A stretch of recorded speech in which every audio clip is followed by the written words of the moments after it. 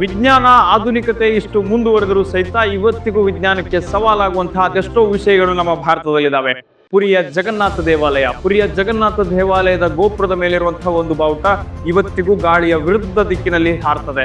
ಗೋಪುರದ ಮೇಲ್ಗಡೆ ಇದುವರೆಗೂ ಒಂದೇ ಒಂದು ಪಕ್ಷಿಯೂ ಹಾರಿಲ್ಲ.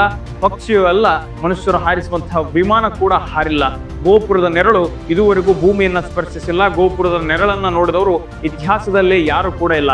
2,000ದಿಂದ 2 ಲಕ್ಷ ಜನರವರೆಗೆ ಪ್ರತಿ ದಿವಸ ಭಕ್ತಾದಿಗಳು ಬಂದರೂ ಸಹಿತ ಒಂದೇ ಒಂದು ತುತ್ತು ಪ್ರಸಾದ ವ್ಯರ್ಥವಾಗೋದಿಲ್ಲ.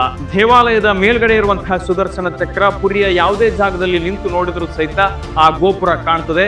ನಮ್ಮನ್ನೇ ನೋಡುತ್ತಿದೆ ಏನೋ ಎನ್ನುವಂತಹ ಭಾಸ ಆಗ್ತದೆ.